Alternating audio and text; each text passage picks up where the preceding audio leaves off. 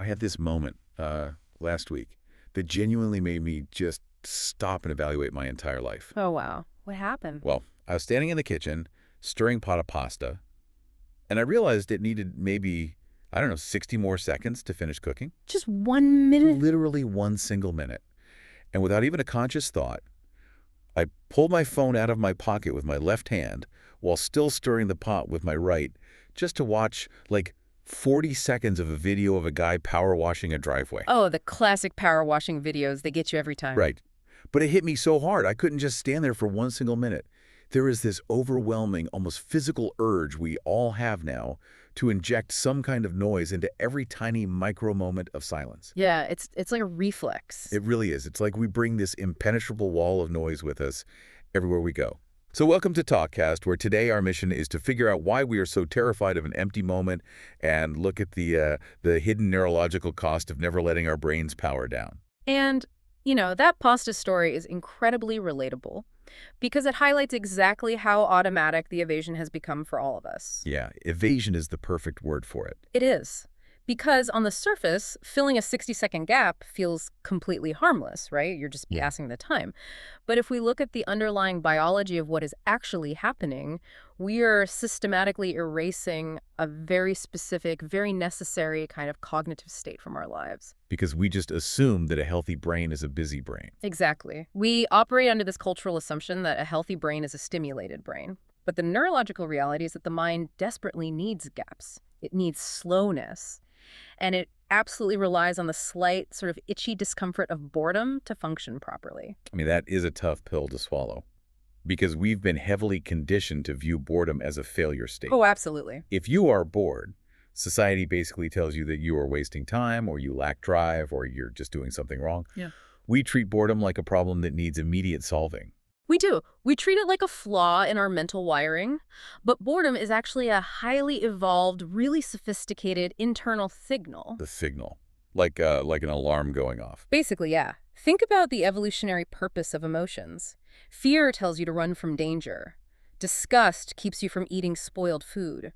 Boredom is an active recognition by your brain that your current environment is lacking meaning, or that the challenge level is just completely mismatched to your capabilities. Oh, that makes sense. Like when you're stuck doing data entry for 4 hours. Right. It isn't a deficit of attention. It is your mind telling you that whatever is right in front of you, whether that's a meaningless spreadsheet or, an endless meeting, it isn't serving your growth.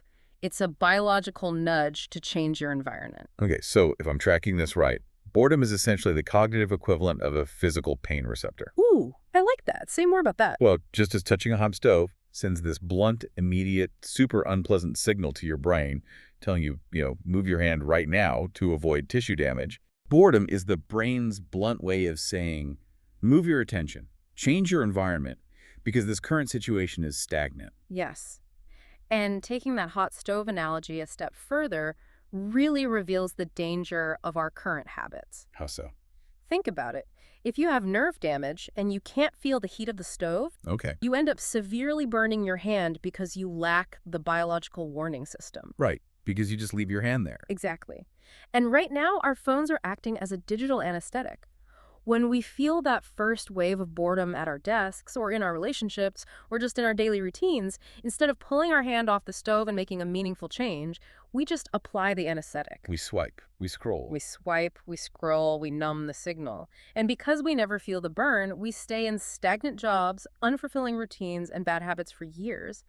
We've lost the ability to sit with the discomfort long enough to realize why our brain is asking us to move in the first place. Wow, that completely reframes the entire concept of a distraction. It's not just a detour, it's an anesthetic.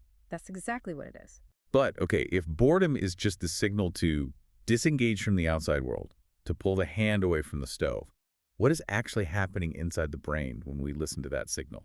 What do you mean? Like if I put the phone away and just sit on my couch and stare at the ceiling, what is the biological reality of that empty space? Right. Feels like nothing is happening. Right. And this brings us to one of the most fascinating discoveries in modern neuroscience. It completely debunks the myth of the idling brain. Okay, I'm intrigued. So we tend to think of human attention like a spotlight. When you are focused on a task, the spotlight is on. When you space out, we assume the spotlight just turns off and the brain goes dormant. Yeah, like putting a computer to sleep. Exactly. But in the early 2000s, researchers mapping brain activity noticed something strange. When subjects stopped performing focused tasks and just let their minds wander, their brains didn't power down at all. Wait, really? Really. Instead, an entirely different, massive network of brain regions suddenly lit up. It's called the default mode network, or the DMN. The default mode network. Yes. So when my executive control, the part of my brain that's like balancing a budget or writing a difficult email goes offline, this DMN takes over. It fires right up. What is it actually doing while I'm supposedly doing nothing? It is engaging in heavy neurological synthesis. Synthesis. So it's actively working. Oh, it's working overtime. When you are hyper-focused, your brain actively suppresses extraneous pathways to keep you on task. But when you relax and the DMN activates, it physically creates new synapses between completely unrelated parts of your brain. Unrelated parts. Like what? Well, it connects the frontal lobe, which handles your complex planning, to the hippocampus, which stores episodic memories. So while you appear to be just staring blankly out a window, your brain is furiously filing away the day's events. It's rehearsing future scenarios, integrating new information into your worldview, and connecting a problem you had at work yesterday to a memory from your childhood. So it's like the ultimate backstage crew. Yes, perfect analogy. And this explains why the answer to a problem always seems to arrive the exact moment you stop trying to solve it. Oh, absolutely. Like when you're trying to remember an actor's name for an hour and you're agonizing over it and you completely give up and then boom, you're in the shower washing your hair and the name just drops into your consciousness. Those moments feel like magic, right? But they are purely mechanical. They are the direct result of giving your default mode network the cognitive bandwidth to run its background search algorithms. Because you finally stopped shining that harsh spotlight. Right. You have to drop the primary task for the secondary network to kick in. Man, I hear the biology behind that, but I have to push back a little bit on behalf of anyone who works in a high-pressure environment. Sure. Because if my brain is doing all of this crucial synthesis in the background, why does it feel so inherently unproductive? That's the million-dollar question. Because when I'm grinding through a task, it feels great. I feel like I'm moving the needle. But when I'm staring at the ceiling or taking a slow walk, it feels like I'm failing at my job. I feel like I should be doing something. Yeah, well, that friction comes from how narrowly modern culture defines productivity. We equate productivity purely with precision and execution. Right. Checking boxes. Exactly. And you absolutely need that focused, heads-down state when you require precision, like writing a legal contract or doing your taxes. Please don't rely on the default mode network for your taxes. No, please don't. But precision is only one half of human cognition. The other half is roaming. If you want to solve a complex, unprecedented problem, or if you need to generate a completely original idea, you cannot do that with a pinpoint focus. You need to zoom out. You need the ability to drift across associations and half-formed ideas. But the default mode network requires roaming to do all this background filing and idea generation. What happens when we need to create something new today? What do you mean? Well, right now, the cultural narrative tells us that the way to be more creative is to cram our heads with more input. We're constantly told to read more life hacks, watch more tutorials, save more inspiration boards on Pinterest. Yeah, more. And that approach completely sabotages the neurological mechanism of creativity. It does. Completely. Now, input is necessary, of course. You can't create from a vacuum. But constant input causes a severe cognitive bottleneck. Like a traffic jam in your head. Exactly. If your brain is endlessly processing other people's voices and content, your own thoughts never get the bandwidth to surface. True creativity requires a biological phase called incubation. Incubation. Okay, let me try a metaphor here, just to see if I'm tracking the mechanism. Right. Think of your brain's working memory like a tiny whiteboard. Okay.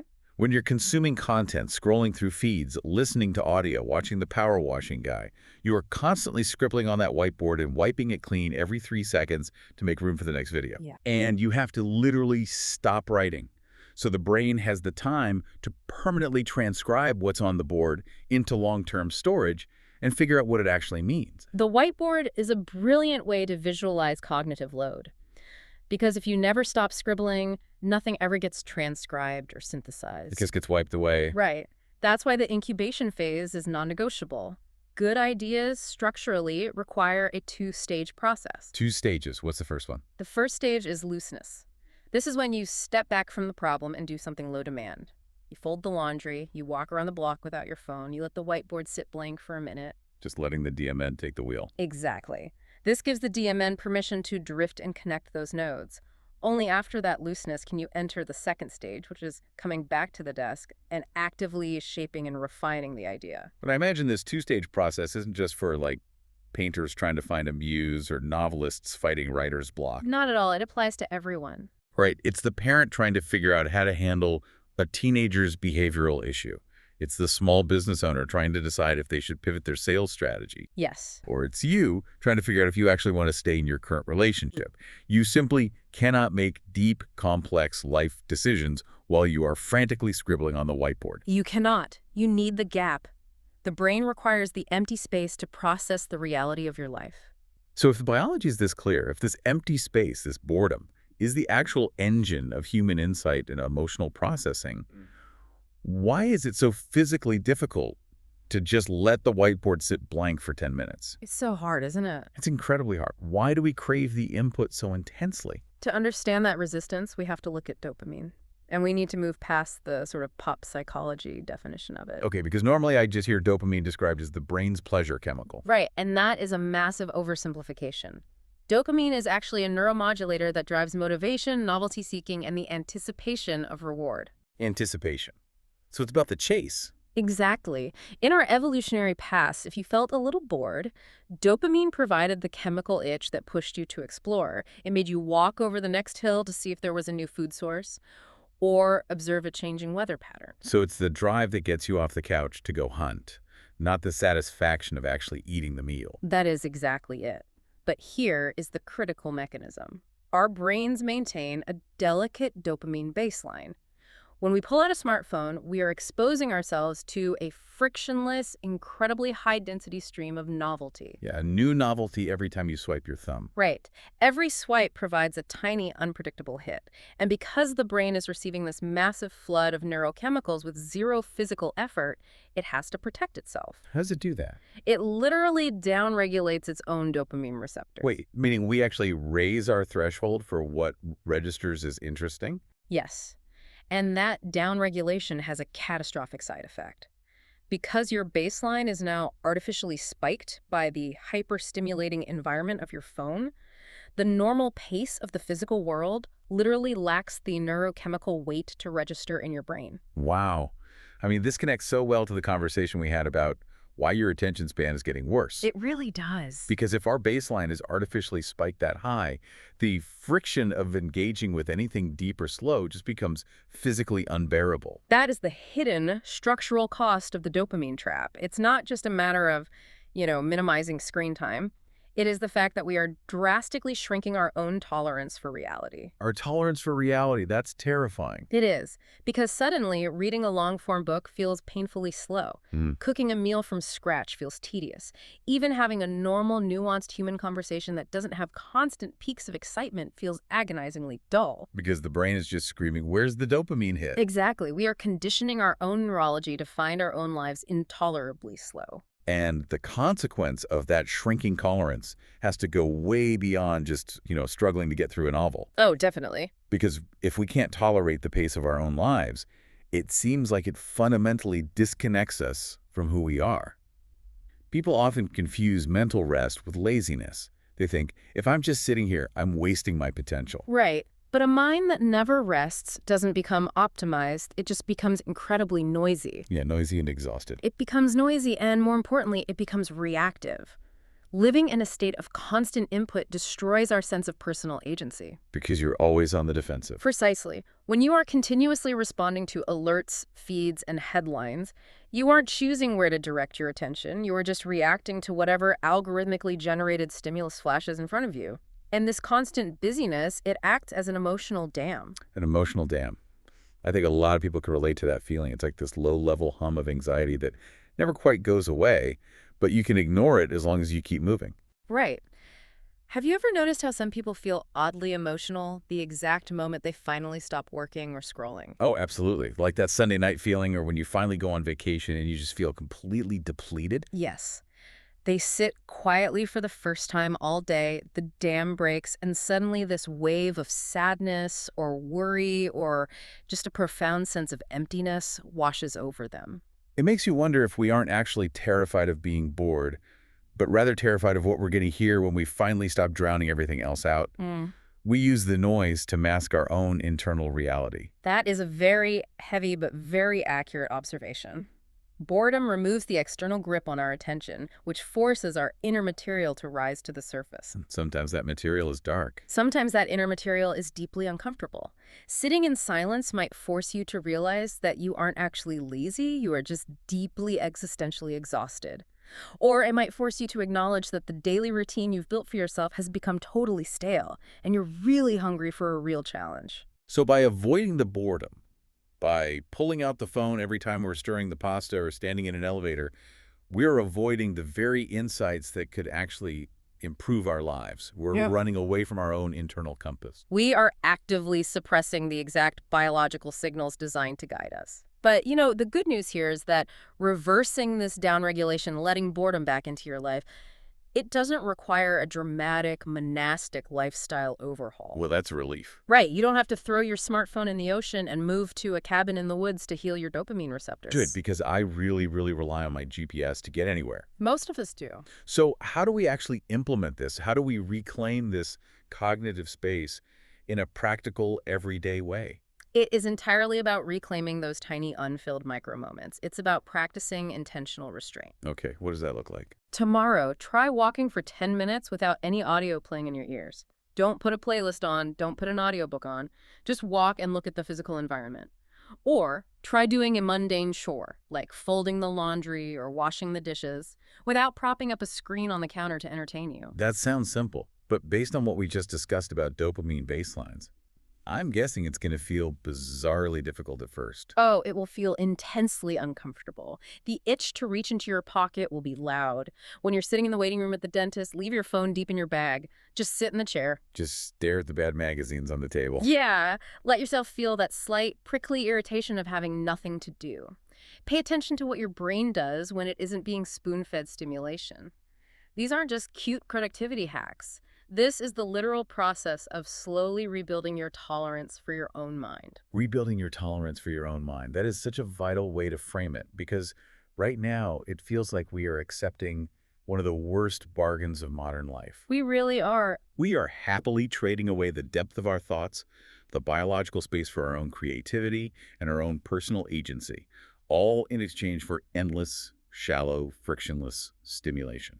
It is a terrible bargain. Boredom isn't glamorous, it won't sell itself to you, and nobody is going to market the benefits of staring out a window. It feels slow, it feels plain, and sometimes it is downright irritating. Yeah, it really is. But hidden inside that irritation is the exact mental space, the cognitive processing power that so many of us are desperately starving for. It really flips the script on how we view an idle moment.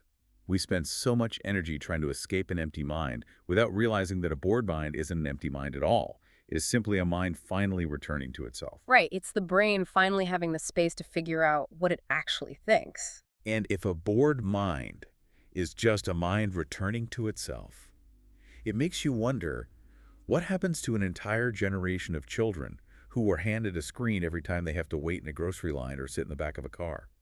What happens to a generation that has never been allowed the silent, uncomfortable space to actually meet themselves in the first place? That's the real question we need to be asking. Something to think about the next time you're waiting for the kettle to boil. Thanks for listening to TalkKast.